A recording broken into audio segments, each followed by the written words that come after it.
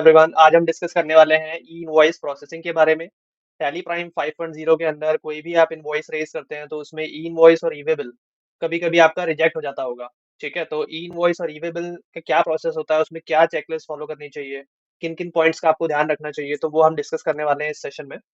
तो हम क्या करेंगे, सबसे पहले जैसे मैंने एक ये इनवॉइस ओपन किया है, इसके अंदर आपको कुछ चीजें स्टेप बाय स्टेप चेक कर लेनी है अगर आपका बिल रिजेक्ट हुआ है किसी भी रीजन से तो। ठीक है, तो रिलेटिव चेकलिस्ट जो होगी, अगर आपका पर्टिकुलर किसी रीजन से ही रिजेक्ट हुआ है तो उसके लिए मैं बताऊंगा आपको कि क्या क्या आपको चीजें करनी होती हैं। ठीक है, बाकी जब आप एक फ्रेश बिल रेज करेंगे तो उसमें क्या पॉइंट्स का ध्यान रखना है वो देखते हैं। तो सबसे पहले जैसे पार्टी का लेजर है, तो पार्टी का लेजर इसको जैसे मैं ऑल्टर करता हूँ और इसके अंदर मैं डिटेल्स दिखाता हूँ आपको, जो मैंडेटरी इन्फॉर्मेशन है मैं वो बताऊंगा आपको क्या क्या होना चाहिए। ठीक है, तो एक पार्टी के लेजर में उसका एड्रेस होना चाहिए, state, country, pin code, then यहाँ पर नीचे की तरफ जीएसटी नंबर, अगर रेगुलर पार्टी है तो यहाँ रेगुलर लेकर के और जीएसटी नंबर करेक्ट होना चाहिए। ठीक है, ये मैंडेटरी इन्फॉर्मेशन है, ये होना ही चाहिए। सेकंड चीज, यहाँ पर जैसे कि मैं बताऊँ आपको, पार्टी डिटेल्स की जो विंडो होती है, यहाँ पर कोई भी डिटेल्स आपको मैनुअली नहीं डालना है। मैनुअली मतलब हाथ को हाथ से चेंज करके नहीं डालना है। जो पार्टी के लेजर में डाला हुआ है वो डिटेल्स ही यहाँ पर अपडेट हो तो बेस्ट है। ठीक है, तो यहाँ पर आपको स्टेट, कंट्री, पिन कोड, ये चीजें प्रॉपर देख लेनी है, जीएसटी नंबर देख लेना है, और प्लेस ऑफ सप्लाई जहाँ पर माल जा रहा है आपका। ठीक है, इसके बाद आगे चलते हैं। यहाँ पे आपने जीएसटी का लेजर लिया, ठीक है, सेल लेजर। देन यहाँ पर स्टॉक आइटम आता है। स्टॉक आइटम के बाद जैसे आप यहाँ पर इसका क्वांटिटी, रेट, ये सब चीजें मेंशन करेंगे। मेंशन करने के बाद एक ये वाली स्क्रीन खुलेगी आपके पास। अगर ये स्क्रीन नहीं खुल रही है, आप चाहे तो F12 से इनेबल कर सकते हैं। F12 जैसे करेंगे तो यहाँ पर modify GST HSN related detail का ऑप्शन है, इसको यस कर लेंगे। ठीक है, तो ये ऑप्शन आने लगेगा। यहाँ पर आपको क्या करना है, यहाँ पर आपको सोर्स स्पेसिफाई करना है टैक्स रेट का। ठीक है, कि टैक्स रेट कहाँ से पिक होना चाहिए। जैसे कि आप देख रहे हैं यहाँ पे एक तो स्टॉक आइटम से आ रहा है 5% और एक आ रहा है 18% आपका लेजर से, सेल्स के लेजर से। ठीक है, तो यहाँ पर आपको क्या कर लेना है, जितना टैक्स रेट आपको चाहिए, अगर आपको आइटम में अगर आपने डाला हुआ है तो आप वो सेलेक्ट कर लेंगे। देन यहाँ पर एज पर मास्टर रखेंगे और इसके अंदर देखिए एचएसएन कोड अपना आ रहा है स्टॉक आइटम से। ठीक है, मैं एंटर कर देता हूँ। और टाइप ऑफ सप्लाई, इसका भी आपको ध्यान रखना है। टाइप ऑफ सप्लाई, अगर एचएसएन कोड आपका गुड्स का है तो टाइप ऑफ सप्लाई गुड्स होगा। ठीक है, और अगर सर्विस है तो उसमें सर्विस आएगा। अब नेक्स्ट वाले आइटम में भी सेम वही चीज करेंगे। ठीक है, यहाँ पर आपको सोर्स स्पेसिफाई करना है, कितना कितना परसेंट लेना है आपको, वो डालना है, और एचएसएन के लिए सोर्स आपको स्पेसिफाई करना है एज पर मास्टर लेकर के। ठीक है, फिर यहाँ पर टाइप ऑफ सप्लाई गुड्स आ गया। लास्ट वाले में भी सेम हम वही चीज करेंगे। ठीक है, यहाँ पर सोर्स जो है वो हमने लेजर से दिखाया हुआ है क्योंकि 18% चाहिए इस पे। ठीक है, अब इसके बाद इसको कंटिन्यू करते हैं। अब यहाँ नीचे आ जाते हैं। यहाँ पे आने के बाद एक बार आप ऑल्ट ए कर लेंगे, जस्ट चेक करने के लिए, क्रॉस वेरीफाई करने के लिए। टैक्स एनालिसिस ओपन कर लेंगे, ऑल्ट F1 करते हैं, डिटेल व्यू में खुल जाएगा। ठीक है, तो यहाँ पर हमें क्लियर हो रहा है कि लेफ्ट हैंड साइड में देखिए ऊपर की तरफ पार्टी का स्टेट आ रहा है, रजिस्ट्रेशन टाइप आ रहा है, उसके बाद प्लेस ऑफ सप्लाई की पार्टी है कहाँ की, और माल जो है वो कहाँ पर जा रहा है, तो वो इन्फॉर्मेशन भी यहाँ से मिल जाएगी। ठीक है, फिर यहाँ देखिए नीचे इंटरस्टेट सेल्स टैक्सेबल आ जाएगा, जो टैक्स लग रहा है, आईजीएसटी लग रहा है तो आईजीएसटी आ रहा है। यहाँ पे नीचे सोर्स आ जाता है, उसके सामने में यहाँ पे एचएसएन में एचएसएन कोड आ जाएगा जो डाला हुआ होगा आपने। तो ये इन्फॉर्मेशन होनी चाहिए, अगर एचएसएन कोड नहीं होगा तो भी आपका इनवॉइस बनेगा नहीं। ठीक है, तो इस चीज का ध्यान रखना है। फिर यहाँ नीचे टैक्स रेट देखेंगे तो टैक्स रेट भी आ रहा है, 5%, 18% और 18%। ठीक है, और इसके बाद यहाँ नीचे की तरफ राइट हैंड साइड में, top right hand side bottom में आपको यहाँ पे टोटल देखने मिल रहा है। अगर यहाँ पे टोटल लिखा हुआ है तो इसका मतलब समझिए जीएसटी कैलकुलेशन परफेक्ट हुई है आपकी। ठीक है, इसके बाद नीचे आते हैं। यहाँ पे देखिए एक लेजर हमने डाला है ट्रांसपोर्टेशन चार्जेस। तो इस टाइप के अगर कोई भी एडिशनल चार्जेस अगर आप लगाते हैं किसी भी बिल में, तो वहां पर आपको कुछ पॉइंट्स का ध्यान रखना है। जैसे कि हमने इसमें जीएसटी नॉट एप्लीकेबल रखा है प्रॉपरली।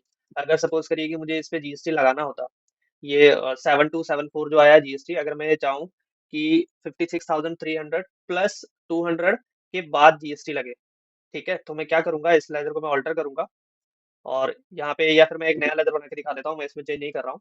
जैसे मैं एक नया बना देता हूँ। ठीक है, मैंने यहाँ पर डाला पैकेजिंग चार्जेस, इसको मैं डायरेक्ट इनकम के अंदर रखूंगा क्योंकि सेल्स के टाइम पे मुझे सामने वाली पार्टी दे रही है तो मेरे लिए डायरेक्ट इनकम होगा। ठीक है, यहाँ पे टाइप ऑफ सप्लाई में, टाइप ऑफ लेजर में हम नॉट एप्लीकेबल कर देंगे, और ये जीएसटी को भी हम नॉट एप्लीकेबल रखेंगे। इस वाले ऑप्शन का हम यूज करेंगे, include in assessable value calculation. यहाँ पर हम जीएसटी सेलेक्ट करेंगे और अप्रोप्रिएशन में हम ले लेंगे गुड्स एंड सर्विस। ठीक है, उसके बाद एंटर कर देंगे और ये एक्सेप्ट कर लेंगे। अब ये 200 आ रहा है और ऊपर से मैं एक बार आईजीएसटी हटा के ना नीचे डाल देता हूँ, तो क्या है, इजी रहेगा और अमाउंट भी क्लैरिफाई हो जाएगी कितनी आ रही है। ये मैंने आईजीएसटी डाला। ठीक है, तो यहाँ पे देखिए आईजीएसटी ऑटोमेटिकली 7299.85 अब आ रहा है कैलकुलेट होके। ठीक है, मैं टैक्स एनालिसिस आपको दिखा देता हूँ, इसके अंदर आपको यहाँ पर दिख जाएगा। अब यहाँ पे देखिए नीचे पैकेजिंग चार्जेस जो है, इसकी वैल्यू को उसने क्या किया है, इंक्लूड कर दिया है। तो उनको उसको इंक्लूड करके प्रोपोर्शनेट यहाँ पे कर दिया है तीनों पे। ठीक है, यहाँ पर 78 है, यहाँ पे 87 है, ये देखिए। उसके बाद उस वैल्यू को टोटल टैक्सेबल वैल्यू में कैलकुलेट करके फिर उस पर टैक्स लगाए। ठीक है, तो ये इंक्लूड जीएसटी ऐसे आपको चार्ज करना है। तो इस लेजर का आपको ध्यान में रखना है, ये लेजर इस तरीके का होना चाहिए, तभी आपका वो जीएसटी की फिगर उस पर इंक्लूड करके लगेगी। ठीक है, और जीएसटी का लेजर जो है वो भी आपको ध्यान में रखना है, किस तरीके से क्रिएटेड होना चाहिए। फिर इसके बाद अब यहाँ पे जैसे राउंडिंग ऑफ अगर मुझे लगाना है, तो मैं राउंडिंग ऑफ के लिए राउंड ऑफ का लेजर ले लेता हूँ। ठीक है, और इसके बाद यहाँ नीचे आ जाते हैं, provide GST oblique invoice detail को, इसको यस करते हैं। यस करने के बाद ये वाली जो स्क्रीन खुलेगी आपको, अगर आप साथ में ईवे बिल बना रहे हैं तो उसमें क्या मैंडेटरी इन्फॉर्मेशन है और वो डालना है, तो वो मैं बताऊंगा आपको। इसमें सबसे पहले आपको यहाँ पर सब टाइप ले लेना है। सब टाइप अगर जैसे आपका सप्लाई है तो आप सप्लाई ले लेंगे, अगर आप नॉर्मल सेल का बिल बना रहे हैं तो। ठीक है, फिर यहाँ पर डॉक्यूमेंट टाइप में आपको टैक्स इनवॉइस ले लेना है। फिर ये कंसाइनर और कंसाइनी, कंसाइनर और कंसाइनी में आपको पूरी डिटेल्स मेंशन करनी है, एड्रेस, पिन कोड, प्लेस और स्टेट। ठीक है, ये इन्फॉर्मेशन होनी चाहिए। तो ये इधर मैं डाल भी देता हूँ, यहाँ पर मैं गुजरात डाल देता हूँ। ठीक है, ऐसे भी डाल सकते हैं आप, कोई प्रॉब्लम नहीं है।